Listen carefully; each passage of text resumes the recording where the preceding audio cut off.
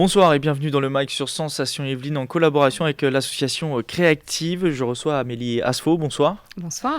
Vous êtes directrice associée, consultante en ressources humaines. Avec vous, nous allons parler de recrutement dans les TPE. Mais auparavant, quelques mots sur votre parcours.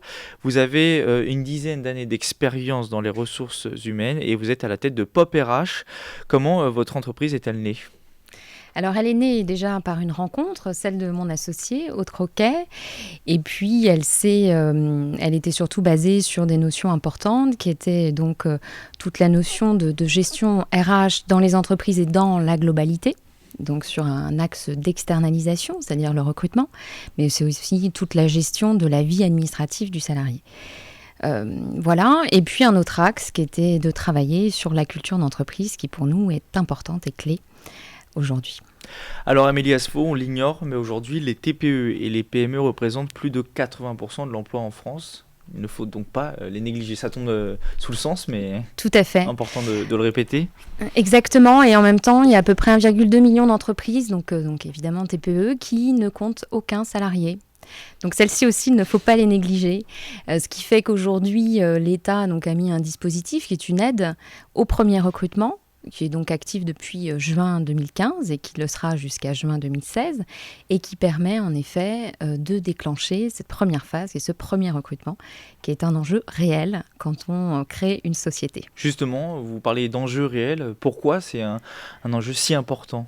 Alors, c'est un enjeu important parce qu'en fait, c'est un cap à passer. C'est vrai qu'aujourd'hui, quand vous créez une entreprise, il faut compter à peu près entre peut-être 2, voire même 3 ans. Je ne vais pas être trop négative, mais avant d'avoir un revenu, on va dire, correct et de pouvoir se projeter aussi sur l'avenir avec des perspectives financières qui sont solides pour passer à cet acte d'embauche. Quand on est une TPE et qu'on veut embaucher son premier salarié, c'est difficile, il y a beaucoup de demandes. Comment on fait son choix, sachant que c'est le premier salarié et que forcément, il faut être, j'imagine, proche de cette personne, avoir confiance en elle? Alors tout à fait, c'est un choix qui est loin d'être évident. Alors surtout qu'en plus, on a des réflexes humains, c'est-à-dire quand c'est notre entreprise, c'est aussi parfois un peu notre bébé. Donc il y a beaucoup d'affect qui est lié donc à cette phase de recrutement.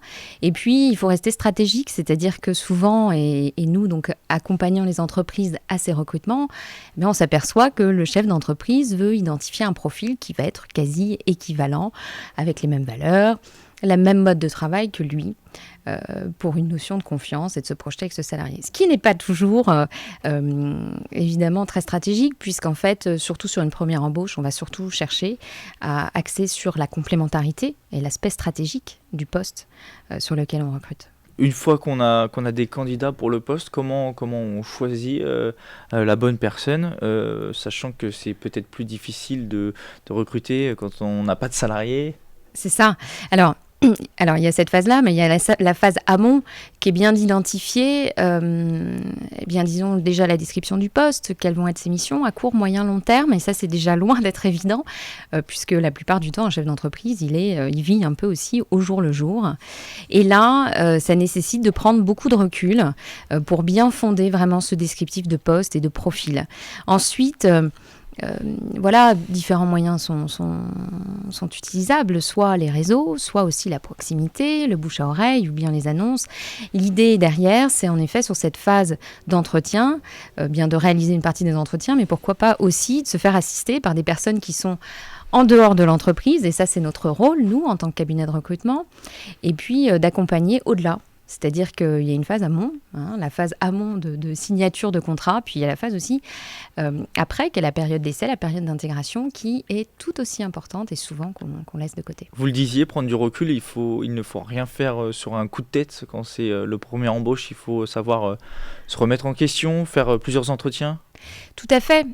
Alors c'est vrai qu'il faut rencontrer plein de profils et puis ne pas hésiter à rencontrer des profils aussi qui sortent du spectre ou de ce qu'on pouvait attendre. Pourquoi ? Pour peut-être être surpris et puis sortir de ces zones de confort, à savoir, le chef d'entreprise, il connaît un métier, un secteur d'activité. Maintenant, il faut savoir qu'il y a plein d'autres profils qui travaillent dans d'autres domaines, mais qui ont des compétences tout à fait transférables et qui peuvent aussi apporter une autre richesse à la société. Quand on recherche un emploi, quels sont les avantages à travailler dans une TPE ou une PME ? Comparé à une grosse boîte? Oui, tout à fait. Alors, je pense avant tout il y a quand même toujours une notion de challenge, une notion un peu plus excitante, si je peux me permettre, à savoir que le quotidien d'une jeune entreprise change de jour en jour. Il y a des tâches qu'on n'aurait jamais fait sur un poste équivalent dans un grand groupe parce qu'il sera beaucoup plus cadré. Là, on va être beaucoup plus sur des profils qui vont être touche à tout, qui vont aussi s'intéresser à la stratégie de l'entreprise. Ça va être plus concernant. Oui, c'est ça. De toute manière, on va attendre de ce profil-là quelqu'un qui a envie de s'investir et pour qui la notion de création d'entreprise, de start-up, de challenge, etc., va résonner. Vient ensuite le premier jour du salarié. Il faut forcément l'accompagner dans sa prise de fonction. Quelles sont les étapes clés, les choses à faire et à ne pas faire au début ? Alors, il y en a beaucoup. Oui. Les étapes clés, de toute manière, c'est de préparer cette intégration, à savoir se dire, est-ce que ce profil-là, il va avoir besoin d'un complément de formation ? Est-ce que pour être opérationnel, il doit être en binôme avec le chef d'entreprise ou est-ce que c'est plutôt quelqu'un d'autonome ? Donc tout ça, c'est des éléments qui vont se poser à la signature du contrat et puis ne pas hésiter à impliquer le salarié dans cette stratégie, à savoir, vous, comment voyez-vous les choses ? Est-ce que vous pensez avoir besoin d'un petit complément de formation, ce qui n'est pas non plus rédhibitoire, bien au contraire, il faut aussi être capable de dire qu'on a des zones de confort et puis des zones où on a besoin aussi de se former, de se spécialiser. Donc voilà, donc ne pas hésiter à impliquer le salarié dans cette démarche-là, et puis rôle aussi aux salariés de poser des questions et puis de s'enrichir de tout ça. Et ensuite, nous, on met ça en avant dans nos actions de recrutement. C'est donc ce que je vous disais, le suivi d'intégration, à savoir faire des points. Alors peut-être pas mensuels, mais au moins le premier mois, puis ensuite au bout de 3 mois. Le dialogue, toujours le dialogue. Le dialogue, la communication, afin de peut-être désamorcer des points sur lesquels le salarié n'est pas à l'aise ou autre, pour du coup être dans un état d'esprit d'une démarche constructive. C'est vraiment une collaboration, ni plus ni moins. Quelles sont les obligations rapidement légales à respecter dès le premier recrutement ? Eh bien, comme toute embauche, il faut évidemment pas hésiter à se faire encadrer sur la notion de contrat de travail, déclaration unique d'embauche.